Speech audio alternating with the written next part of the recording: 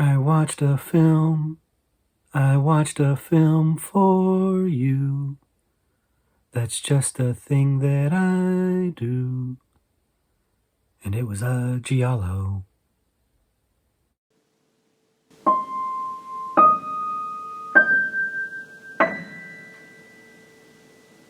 Hello, everybody, and welcome back to the Horror Movie Syllabus. My name is Professor Victor, and I'll be your host as we go through all the essential, noteworthy, interesting, and notorious modern horror films.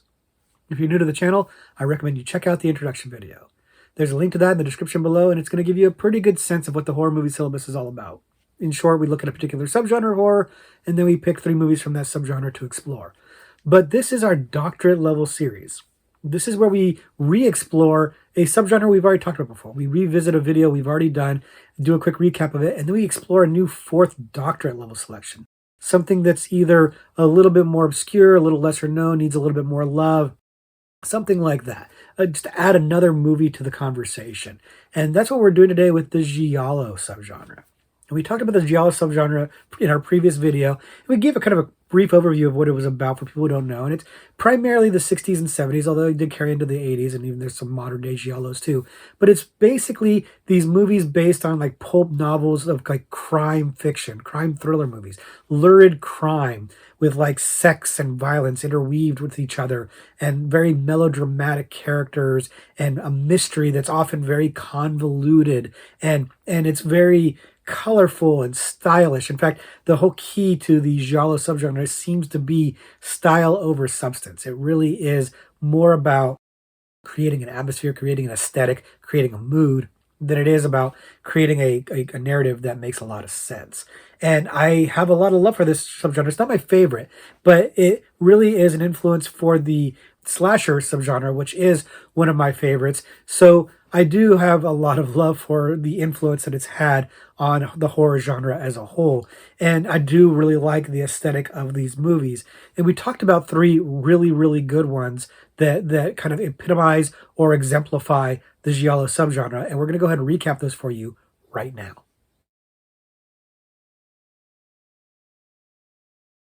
The first movie that we looked at in our previous video was The Bird with the Crystal Plumage. And The Bird with the Crystal Plumage was made by Dario Argento, who is synonymous with the Giallo subgenre, basically. He is one of the most famous directors of the Giallo subgenre. And this was his first feature film, and he really knocked it out of the park with this one. This movie was a very big classic. It was a hit at the time. It really kind of solidified what we consider the tropes of the Giallo subgenre, like the masked killer who's unknown killer with the gloves, and the violent kills, and the sexualized nature of it, and the colors and everything like that. And Argento's style is really on display right from the beginning of his career here, with the the very colorful like primary color stuff, and the interesting camera angles, and the really beautifully framed shots. Everything here is working gangbusters right out the gate for Argento. And even though the story's payoff is a little bit meh, the mystery is a little bit whatever, a little limp at the end, it really is a noteworthy start to your exploration of the Giallo subgenre, because it really does solidify these tropes. It really does exemplify what you expect to see in a Giallo movie, and it is kind of a must-see if you're into this kind of stuff. And the next movie we talked about in our video was A Bay of Blood. The Bay of Blood, which is also called Twitch of the Death Nerve, which I actually like as a better title, was by Mario Bava. And if there's a godfather to the Giallo subgenre, it's probably Mario Bava. And while Argento's movie may have solidified the tropes, I would argue that Bay of Blood kind of created these tropes, or introduced these tropes of the mass killer, and the colors, and the mystery, and the sex and all that stuff. This is where it kind of begins in my mind. And maybe there's other movies that do, but this one really is the one that kind of sets that tone early on. And it really is the grandfather of the Giallo subgenre in my mind. And not only that, it's also heavily influential on the 80s slasher movement. Like I said, the 80s slashers take a lot of their ideas and stuff from the Giallo subgenre. And you can see the influence in this movie, in particular on like Friday the 13th Part 2. That movie is literally ripping stuff off from this movie, which of course means I love this movie, because I love me some Friday the 13th. This movie, again, has a very convoluted plot. It's not particularly a good scheme. The mystery is kind of but the kills are great.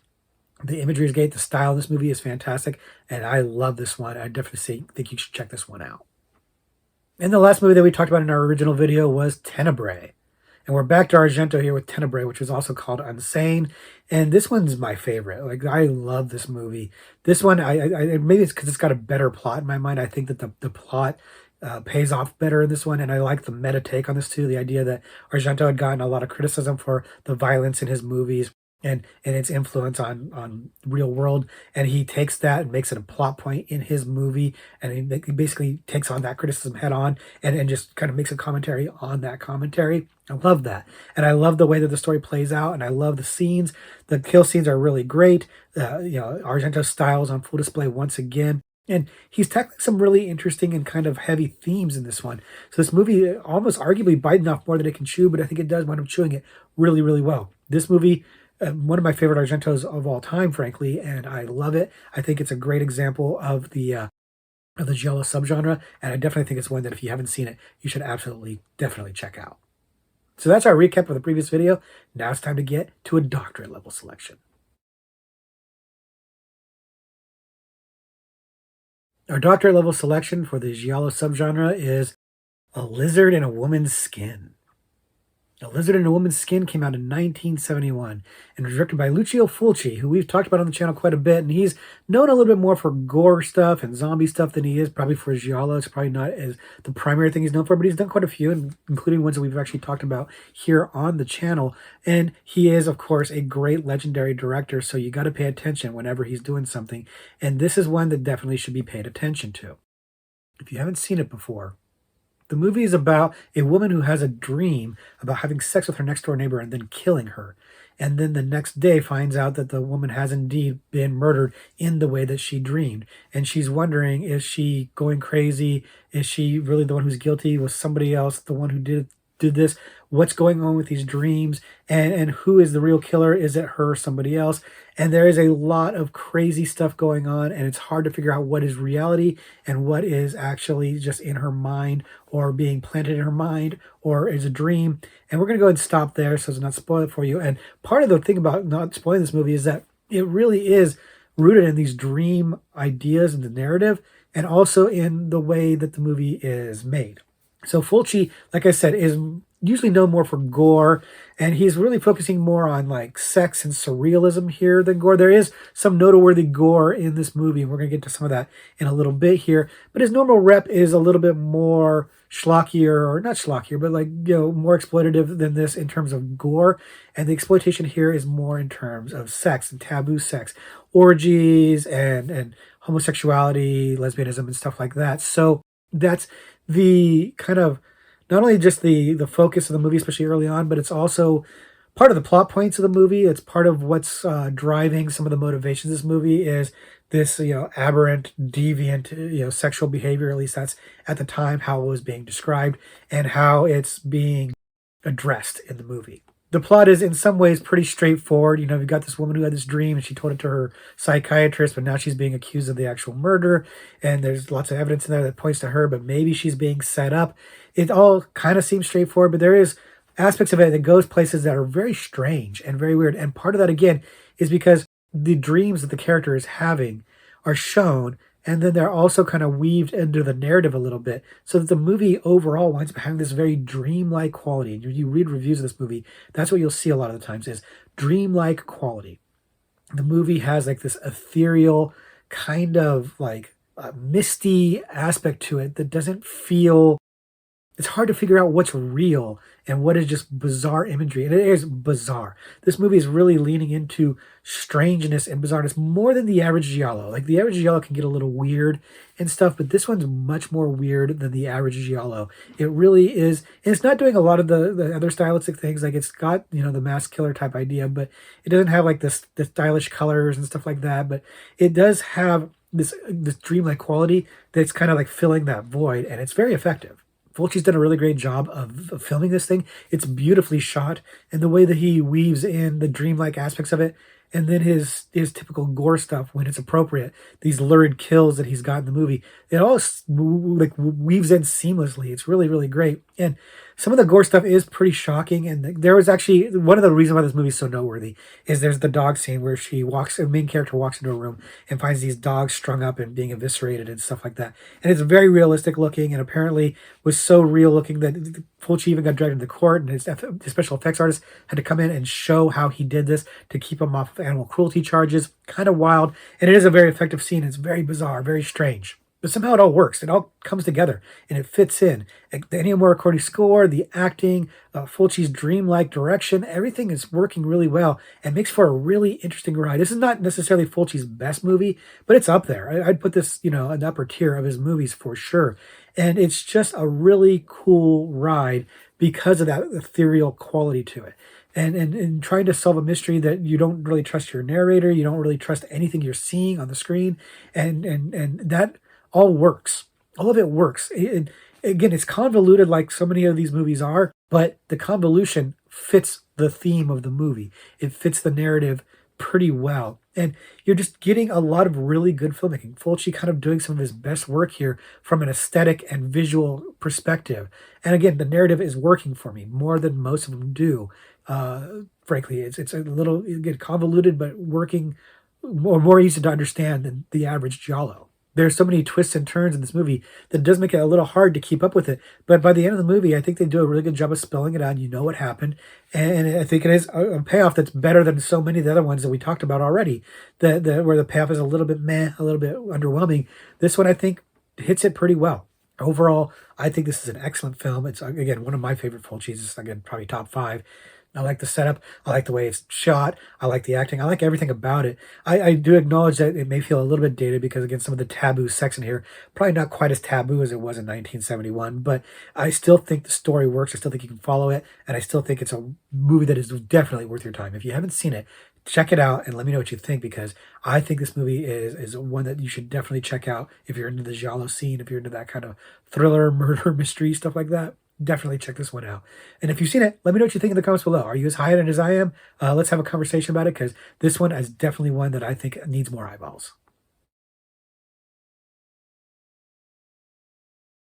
So that's our doctorate level pick for the Giallo subgenre.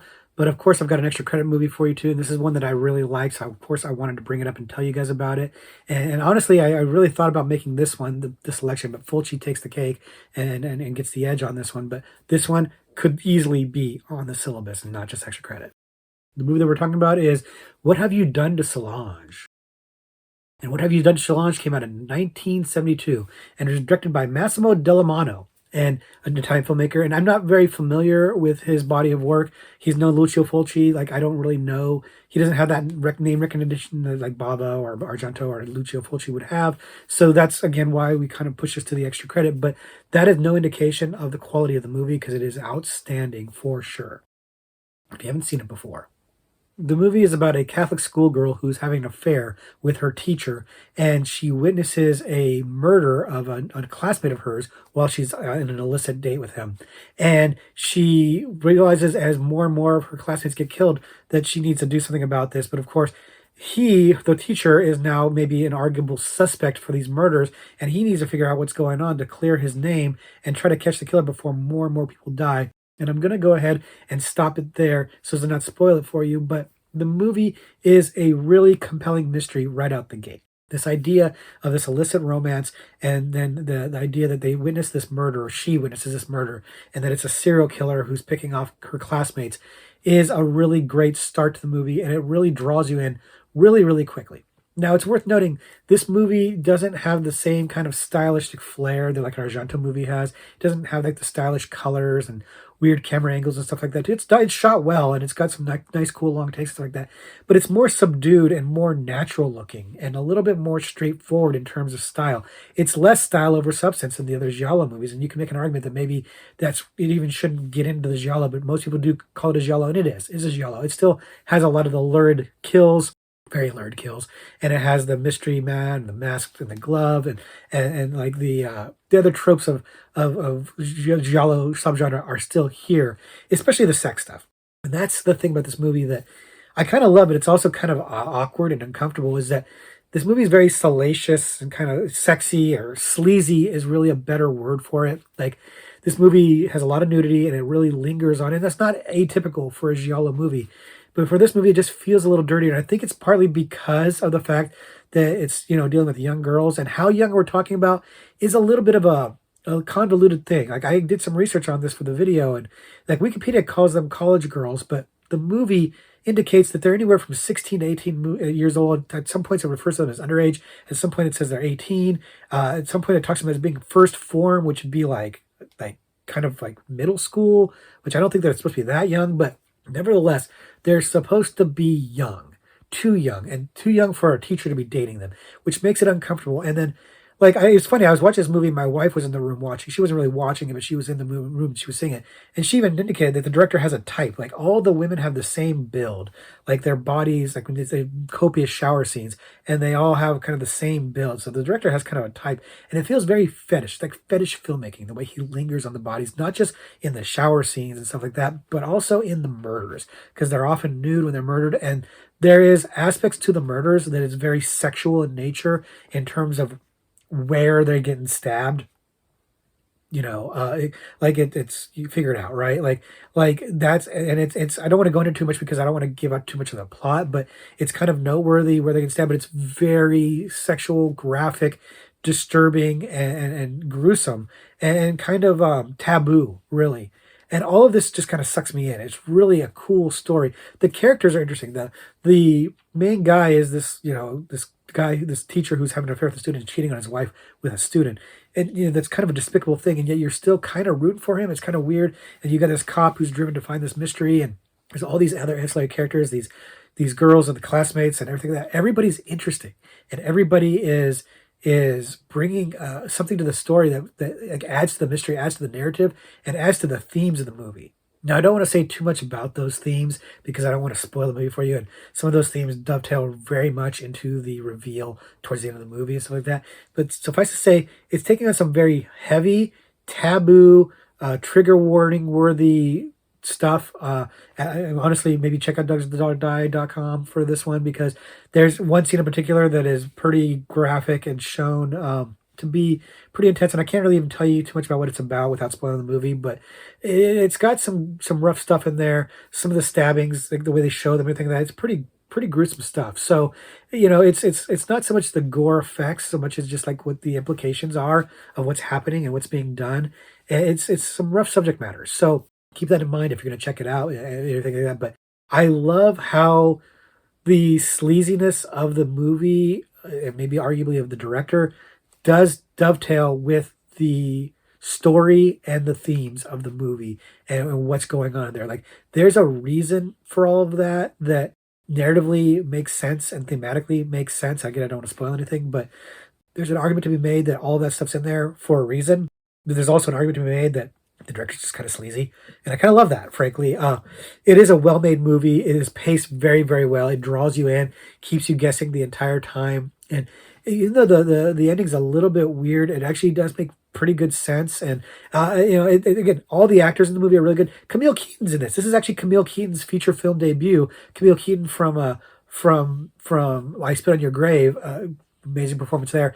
Plays kind of a somewhat similar character, I guess, in some ways. Here, she plays Solange. She plays the named character in this. Not a big role, to be honest with you, and she doesn't do much in it, but she's good in it. Everybody's good in this movie. The music is good. It's got like this jazzy soundtrack that just kind of pops, kind of gets you in right from the get-go. The movie is well made. It's really good. I like it very, very much. And I do think it's got its reputation. It's got a bit of a cult following, but it's not one that gets talked about as much. So this is why I wanted to bring it up and let you guys know about it in case you haven't seen it. Check it out. Because, again, it's got some rough stuff. Be aware, but definitely worth your time. Definitely a captivating story. Definitely a really well-made movie with really cool characters, really cool stuff. Worth your time for sure. So that's going to do it for our re-exploration into the Giallo subgenre. Like I said, it's not my absolute favorite subgenre, but it's one I really, really like for a lot of the influence it has on other movies that I really, really like. And these movies are just really cool. Again, style over substance, but really good style a lot of times. And the movies we picked today, more substance than we usually get. So recommend for both of them for sure. Check them out if you haven't seen them before, because they're worth your time. And now I'm going to check out a Horror Trivia Pursuit card. like I usually do, I like to read a card here live on camera and then answer it and hopefully not embarrass myself by getting it wrong. And in this case, because it's Giallo, right, we're going to go with the killer category.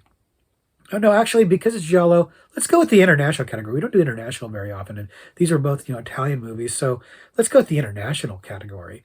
And in this case, the question is this. In 2007's The Orphanage, the imaginary friend of Simon wears a mask made from what? I'm pretty sure I know the answer to this question. It's a kind of a weird question, but I'm pretty sure I know the answer to this. And we did talk about The Orphanage on the video, on the channel. It's a really good movie. It's a beautifully made movie. It's a really interesting mystery, really well-made movie. That movie's pretty well known. It got a lot of buzz in America. It did well in America. And I think it had Guillermo del Toro producing it. He didn't direct it, but I think it was Jay Barrera. I can't remember who Barona. I can't remember the director, but it was not del Toro. But I think he produced it here, attached his name to it, so it got some buzz here in America, and it deserved that buzz. It's a really, really good movie. It's really well made. It's really interesting and draws you in. Has some really cool imagery, and one of the cool imagery things is this imaginary friend who's wearing this mask over his head, right? And I'm kind of speaking out loud here. I got my answer. I don't want to give you a chance to think about it, but lock your answer in actually, because I'm kind of thinking about it here. Like, again, if you haven't seen The Orphanage, check it out. Lock in your answer. But yeah, so I'm pretty sure I know the answer to this one, but I'm not sure if this is what they're looking for. So I'm going to give my answer. He wears like a sack over his head, like a burlap sack over his head as a mask. And I'm not sure that's what they're looking for, but that's what it is, right? So let's see what the card says. A sack. ASAC. So that was, in fact, what they were looking for. I wasn't sure from the way they worded the question if they were looking for something a little bit more specific or a little bit more like just something different, but it is a sack over his head. It's kind of like Sackhead Jason, like, like in Friday the 13th Part 2, which comes up again now. Here, you look at me tying all the themes together, right? Hey, did you get this one right? I'm guessing a lot of you did. Like I said, this movie was pretty popular. People saw this one. This one had its fans out here in America, so it's pretty well known. But if you got it wrong, let me know what you guessed, and let me know if you thought the question was a little bit weird, like I did too. Also, let me know if there's any other giallos that I haven't checked out yet that you think are really, really good. Something that you think might be syllabus worthy, and we'll maybe check it out in our Is It Syllabus Worthy series. But until we do something like that, until we get into another video next week, we're just going to say for now, class dismissed.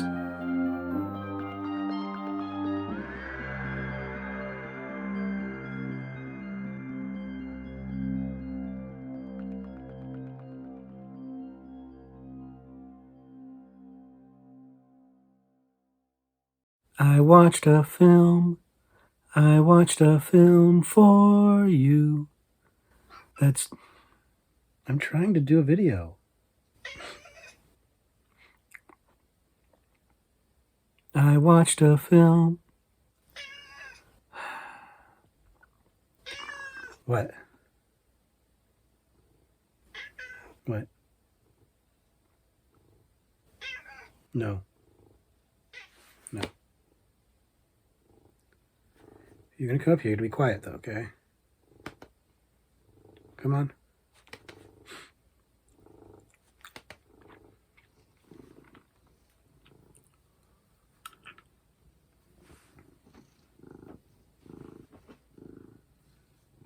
You gonna settle down?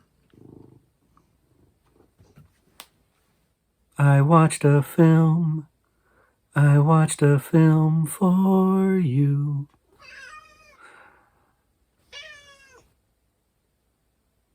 All right, fine. I'll stop. You happy?